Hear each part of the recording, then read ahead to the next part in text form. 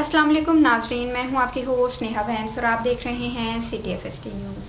ناظرین، رمضان المبارک کے مہینے میں تاک راتوں کی ایک خاص رات 27ویں شب پہ میں موجود ہوں فیصل آباد کی ایک قرآن اکیڈمی المدینہ قرآن اکیڈمی میں قاری غلام مصطفیٰ طیب کے ساتھ۔ تو ان سے میں بات کروں گی کہ انہوں نے اس اکیڈمی کا آغاز کس طرح سے کیا اور کب کیا اور کیا سوچ کے کیا۔ ان کے پاس آج 100 کی تعداد میں طلباء و طالبات قرآن پاک حفظ بھی کر رہے ہیں، او لیولز اے لیولز کی تعلیم بھی لے رہے ہیں اور پنجاب بورڈ سے جو ہیں یہ رجسٹرڈ بھی ہیں۔ تو اس کا آغاز انہوں نے جب کیا تو ان کے ساتھ کون سی شخصیات تھیں، تو آئیے اس حوالے سے ان کے ساتھ بات کرتے ہیں۔ السلام علیکم قاری صاحب۔ وعلیکم السلام ورحمۃ اللہ۔ کیسے ہیں آپ؟ الحمدللہ۔ سب سے پہلے تو 27ویں شب بہت بہت مبارک میری اور میری ٹیم کی جانب سے۔ تو آپ مجھے یہ بتائیے گا کہ المدینہ قرآن اکیڈمی کی جو بنیاد تھی وہ کب رکھی گئی؟ یہ 1991 میں جنوری 1991 میں رکھی گئی اور اس کے ساتھ ہم نے جامعہ صدیقیہ رضویہ اور تعلیم القرآن اکیڈمی، یہ 2 ادارے اس کے ساتھ ساتھ ہی ہم نے شروع کیے تھے۔ تو الحمدللہ یہ تینوں ادارے اب کامیابی کے ساتھ چل رہے ہیں۔ جی، تو ناظرین، نہ صرف فیصل آباد میں بلکہ آزاد کشمیر میں بھی 6 کنال کے رقبے پہ بنا ہوا ایک مدرسہ ہے جس کو یہ چلا رہے ہیں، نہ صرف فیصل آباد میں بلکہ آزاد کشمیر میں۔ تو قاری صاحب مجھے یہ بتائیے گا کہ پاکستان کے اور بھی بہت سارے شہر تھے جہاں پہ دین کی تعلیم جو ہے بہت ضروری تھی، لیکن آپ نے آزاد کشمیر کو ہی کیوں چنا؟ وہاں ایک بیک ورڈ علاقہ ہے، بارڈر ایریا ہے، وہاں تعلیم کی اشد ضرورت ہے۔ وہاں پر عصری تعلیم کے جو ادارے ہیں جن کو گورنمنٹ چلاتی ہے ان کا بھی فقدان تھا، اور اس کے ساتھ ساتھ دینی طور پر زیادہ ہے، چونکہ کشمیر کے لوگ جو ہیں وہ تھوڑا سا بارڈر کے ساتھ ساتھ بہت ضروری یہ چیزیں تھیں۔ تو اس لیے یہ دیکھ کر، چونکہ میرا آبائی بھی گاؤں ادھر ہے، تو اس وجہ سے میں نے وہاں شروع کیا اور الحمدللہ 1991 میں وہی شروع کیا اور یہ بھی تقریباً ساتھ ہی شروع کیا، اور الحمدللہ دونوں اس وقت کامیابی کے ساتھ چل رہے ہیں۔ قاری صاحب، فیصل آباد کی یہ جو اکیڈمی ہے، جس اکیڈمی میں ہم اس ٹائم موجود ہیں، یہاں پہ اس ٹائم کتنے طلباء و طالبات آپ کے پاس؟ یہاں تقریباً 100 کے لگ بھگ ہیں۔ 100 کے لگ بھگ ہیں۔ اور وہاں آزاد کشمیر میں؟ وہاں تقریباً 200 سے زائد بچی پڑتی ہیں، وہاں صرف خواتین کا ہے۔ وہاں صرف خواتین کا ہے۔ ناظرین، دنیا داری جو ہے وہ تو چلتی ہی رہتی ہے، لیکن پاکستان جو ہے کہ اسلامی جمہوریہ پاکستان ہے اور یہاں پہ دین کی تعلیم ہونا جو ہے بہت ضروری ہے۔ اور جیسا قاری صاحب نے بتایا کہ کشمیر ایک بیکورڈ والی سائڈ پہ وہ ایریا آ جاتا ہے اور وہاں پہ لوگوں کو اپنے دین کی تعلیم دینا بہت ضروری تھا، اور ان کو یہی ضرورت جو ہے وہ پیش آئی، اور اسی کو مد نظر رکھتے ہوئے انہوں نے وہاں پہ باقاعدہ آغاز کیا 1991 میں۔ تو قاری صاحب، اس جو آپ نے نیکی کا ایک کام شروع کیا اپنے دین کو پھیلانے کے لیے، اس میں آپ کے ساتھ کون کون سے آپ کے دوست احباب جو تھے وہ شامل ہوئے؟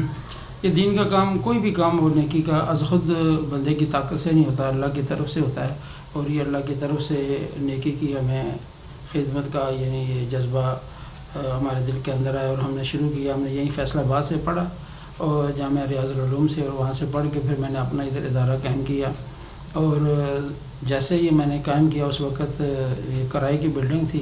سب سے پہلے میرے دوست ڈاکٹر رانا اکرام الحق، ان کے بیٹے ادیب یہاں پڑھتے تھے، اور پھر ان کے ساتھ ساتھ حاجی محمد اشرف صاحب ہیں، اشرف سویٹ والے، حاجی محمد اسلم صاحب، یہ کارواں بنتا گیا، اور الحمدللہ انہی کے تعاون کے ساتھ ہم نے باقاعدہ ادارے کی اپنی جگہ خرید کے 1991 میں اس کا سنگ بنیاد رکھا۔ اب الحمدللہ اس مدرسے کے اندر مختلف شعبہ جات جو ہیں ان کے اندر تعلیم دی جا رہی ہے۔ کون کون سے شعبہ جات ہیں جن کی تعلیم یہاں پہ اس ٹائم جاری ہو سکتی ہے؟ یہ ہم بچے جو ہیں پرائمری پاس جو داخل کرتے ہیں ان کو حفظ قرآن کرواتے ہیں 3 سال میں، ساتھ مڈل کرواتے ہیں۔ اس کے علاوہ جو مڈل پاس یا میٹرک پاس بچے لیتے ہیں ان کو درس نظامی 8 سالہ کورس ہے، عالم مکمل جو ہے یہاں بناتے ہیں، دورہ حدیث تک یہاں۔ پاکستان کے مایہ ناز جو مفتی ہیں وہ الحمدللہ غلام مرتضیٰ عطائی صاحب یہاں ہمارے موجود ہیں، شیخ الحدیث ہیں، اور اس کے ساتھ ساتھ جو اپنے فیصل آباد بورڈ کے تحت او لیول جو ہے وہاں تک جو ہے وہ ہمارے الحمدللہ یہاں امتحان دے رہے ہیں۔ اسی کے ساتھ ساتھ مقابلہ جات ہوتے ہیں، پورے پاکستان سے ہمارے بچوں نے پہلی پوزیشن حاصل کی ہے مقابلہ جات کے اندر، مفتی بھی یہاں بن رہے ہیں، اور اس کے علاوہ ہمارا آگے پروگرام یہ ہے کہ یہاں جو سلائی وغیرہ کا کام بھی شروع بچوں کو سکھایا جائے. جی تو ناظرین آپ نے سنا کہ دینی تعلیم کے ساتھ ساتھ ان کا جو آنے والے وقت میں ایک منصوبہ تیار کر رہے ہیں وہ یہ کہ بچوں کو سلائی کا جو کام ہے وہ بھی سکھایا جائے. یہ بھی ایک بڑی نیکی کا کام ہے قاری صاحب کہ جو بچیاں باہر نکل کے جاب نہیں کر سکتی ان کے لیے گھر میں بیٹھے بیٹھے ان کو روزگار فراہم کرنا یہ بھی ایک بڑی نیکی ہے. قاری صاحب آج 27ویں شب کی رات ہے, اس حوالے سے آپ کچھ بتائیں کہ اس رات کی کیا فضیلت ہے؟ جی اس رات کی فضیلت تو اللہ تعالیٰ نے قرآن مجید میں بیان کی ہے اور یہ بالکل ظاہر ہے. انا انزلناہ فی لیلۃ القدر کہ اس رات کو ہم نے قرآن کو نازل کیا ہے. یہ جو قرآن ہے اسی رات کو نازل ہوگا اور اس کے ساتھ ساتھ لیلۃ القدر جو ہے اس کی عبادت کے بارے میں خود اللہ تعالیٰ نے فرمایا کہ یہ اس کی عبادت 1000 مہینوں سے افضل ہے. انا انزلناہ فی لیلۃ القدر لیلۃ القدر خیر من الف شہر. 1000 مہینوں سے اس کی عبادت افضل ہے. اور یہ خود نبی پاک علیہ الصلوۃ والسلام ہر سال شب قدر کی تلاش میں رمضان مبارک کے آخری عشر میں اعتکاف کرتے تھے اور امت کو بھی تعلیم دی ہے کہ اس کی محنت کی جائے اور آخری راتوں میں شب قدر کو تلاش کیا جائے. اور بہت سے اشاروں اور بہت سی روایات سے تھوڑی نشاندہی ملتی ہے کہ جو 27ویں رات ہے اس کی طرف جو ہے مفسرین علماء کرام نے اشارہ دیا ہے کہ 27ویں رات جو ہے اصل میں یہ شب قدر کی رات ہے. تو ویسے اس کو مخفی رکھا گیا ہے تاکہ اس میں زیادہ سے زیادہ محنت کی جائے, عبادت کی جائے, اللہ تعالیٰ کو راضی کیا جائے. یہی وہ رات ہے ناظرین جس رات قرآن پاک کا نزول ہوا. اور قاری صاحب مجھے یہ بتائیے گا کہ حدیث کی روشنی میں ہمیں کیا ملتا ہے پڑھنے کو کہ ہم نوافل جو ہیں وہ کس طرح سے اس رات میں ادا کر سکتے ہیں؟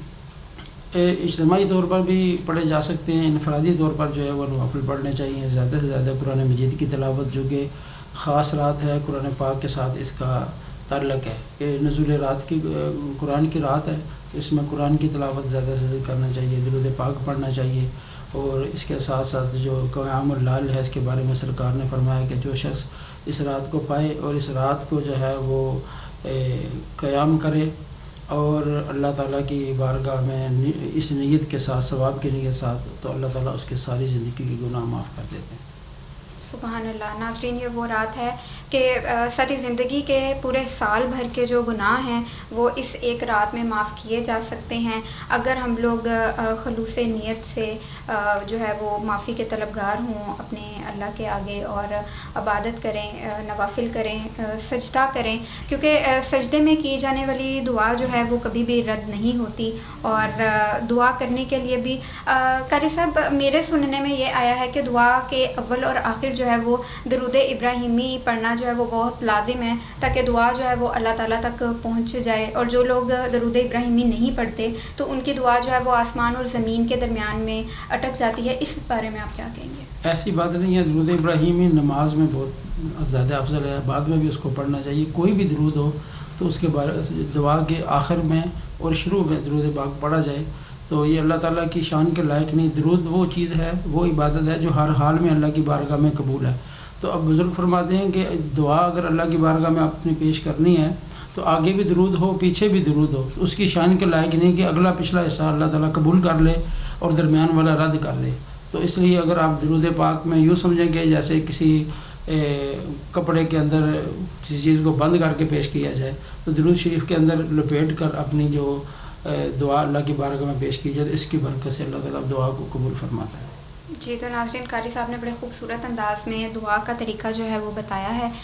یہ وہ رات ہے جس رات ہمیں دعاؤں کا خاص اہتمام کرنا چاہیے اور رمضان المبارک کے مہینے کے صدقے اور اس تاکرات 27ویں شب کے صدقے میری اور میری ٹیم کی طرف سے تمام امت مسلمہ کو جو ہے وہ بہت ساری دعائیں ہیں کہ اللہ تعالیٰ خاص اور خاص جو کرم ہے ہمارے پاکستان پہ کرے, اس میں پاکستان کے حالات پہ کرے. اور جس طرح قاری صاحب جو ہیں وہ 100 کی تعداد میں اس ٹائم ان کے پاس بچے پڑھ رہے ہیں اور نہ جانے 1991 سے لے کے اب تک کتنے ہزار بچے جو ہیں وہ یہاں سے تعلیم لے کے دینی تعلیم لے کے جا چکے ہیں. کوئی تو عالم بن چکا ہے اور کوئی مفتی بن چکا ہے. تو اسی طرح اللہ تعالیٰ ان کو توفیق دے کہ ہمارا جو دین ہے وہ اس کا جو پرچم ہے وہ لہراتے رہیں, اس کی تعلیم جو ہے وہ آنے والی نسلوں تک پہنچاتے رہیں. میں بھی ایک سوال آپ سے آپ کے سامنے رکھوں گا کہ سوال یہ ہے کہ آج پورے عالم اسلام میں جدھر جدھر بھی چاہے وہ یورپ ہو، چاہے وہ عرب ہو، چاہے پاکستان عجم ہو، ہر جگہ پر 27ویں رات کو قرآن مجید جو ہے اس کے ختم شریف ہوتا ہے.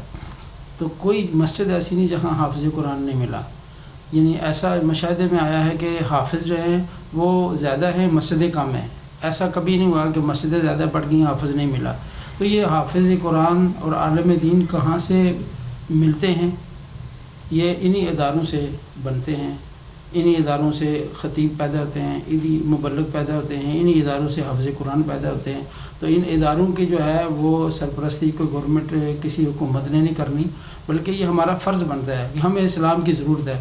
یہاں سے اگر مبلغ بنیں گے، اسلام بنیں گے، تو ہماری نسلوں تک یہ بات پہنچے گی. تو نسلوں کے ایمان کو محفوظ کرنے کے لیے، نسلوں تک دین کو پہنچانے کے لیے، اسلام کو پہنچانے کے لیے یہ ادارے ہیں جہاں سے حافظ قرآن پیدا ہوتے ہیں، جہاں سے عالم دین پیدا ہوتے ہیں. تو اس میں ہمارا فرض بنتا ہے کہ ایسے اداروں کو جو ہے وہ ہمیں مضبوط کرنا چاہیے، اور اس کے ساتھ جو ہے وہ ہر طرح کا تعاون کرنا چاہیے تاکہ یہ ادارے جو ہیں دین کی اشاعت کا سبب بنیں.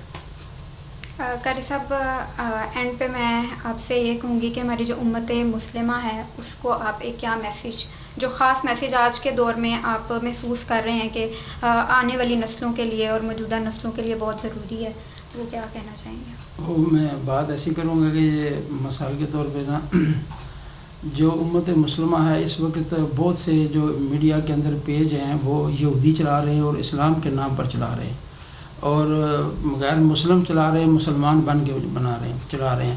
تو لہٰذا جو ہے وہ میڈیا کو ہی استاد نہیں بنانا چاہیے، بلکہ جہاں سے دین پھیلتا ہے اپنے علماء سے، دینی مدارس سے جو ہے وہ جا کے ان سے پاس بیٹھ کے دین سیکھنا چاہیے.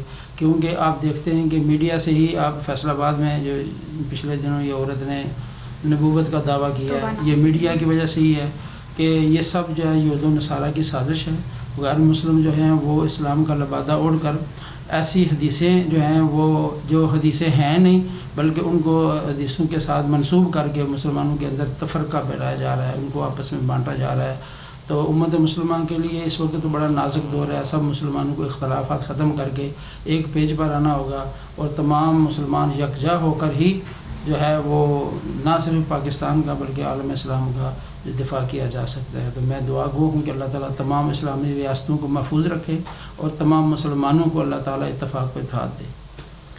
جی تو ناظرین، بڑا اچھا ایک میسیج جو ہے وہ قاری صاحب نے دیا ہے کہ امت مسلمہ کو ایک ہونا پڑے گا اور تفرقے جو ہیں وہ چھوڑنے پڑیں گے، اور دین اسلام جو ہے وہ تبھی آگے آگے چلتا جائے گا جب ہم اپنے تفرقے چھوڑیں گے. اور میں یہ دیکھتی ہوں کہ کافی جگہوں پہ ایسے ہو جاتا ہے کہ اگر گیدرنگ ہے تو وہاں پہ کوئی تو یہ لڑ رہا ہوتا ہے کہ جی اہل سنت ایسے ہیں، اہل حدیث ایسے ہیں، اہل تشیع ایسے ہیں. تو ان سب چیزوں سے نکل کے ہمیں ایک مسلمان بننا ہوگا، اور تبھی ہم اپنا دین جو ہے اس کو پروان جیسے کہ چڑھ رہا ہے، اور پوری دنیا میں دین اسلام کے جو ہیں وہ چرچے ہیں اور انشاءاللہ روز قیامت تک رہیں گے. قاری صاحب، جاتے جاتے میری آپ سے گزارش ہے کہ آج 27ویں شب کی رات بھی ہے، تو دعا کے لیے ہاتھ اٹھائے جائیں. بسم اللہ الرحمن الرحیم. اللہم صلی علی سیدنا مولانا محمد النبی الامین وآلہ وصحبہ بارک وسلم. خالق و مالک پاک پروردگار اپنے فضل و کرم کے ساتھ مولا کریم اس بابرکت ایام میں اس ماحول کے اندر یا اللہ کریم ہمارے دوست مولا کریم انہوں نے دین کی اشاعت میں مولا کریم اپنا حصہ ڈالنے کے لیے آج کا یہ پروگرام ترتیب دیا. تو دینی مدرسے میں آئے، دین کی باتیں سنی، اس کو عام کرنے کے لیے انہوں نے کوشش کی. اللہ کریم اس کے اندر خیر و برکت فرما. مولا کریم انہوں نے جو کام شروع کیا ہے یا اللہ کریم ایمانداری کے ساتھ، اخلاص کے ساتھ ملک کی، قوم کی خدمت کرنے کی توفیق عطا فرما. جتنا ہو سکے اپنے چینل کے ذریعے یا اللہ کریم حق بات کو آگے پہنچانے کی توفیق عطا فرما. رمضان اور قرآن کی برکتوں سے ہمارے گناہوں کو معاف فرما.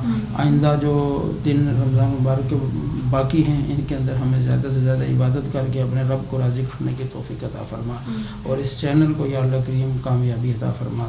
مولا کریم ہمارے عزیز نبی صلی اللہ کریم اس کے لیے جو کوششیں کاوشیں ہیں یا اللہ کریم حضور کا صدقہ اسے قبول فرما کے مولا کریم اس چینل کو اشاعت دین کا بھی سبب بنا، اس کے اندر ان کو رزق حلال عطا فرما، یا اللہ کریم ان کے چینل کو ترقی عطا فرما، ہمارے اس مدرسے کو، تمام دینی مدارس کو، جہاں جہاں دین اسلام کی اشاعت کوئی بھی ادارہ ہو جس کے اندر اشاعت دین کا کام ہو رہا ہے، یا اللہ سب کو کامیابی عطا فرما۔ ربنا تقبل منا انک انت السمیع العلیم۔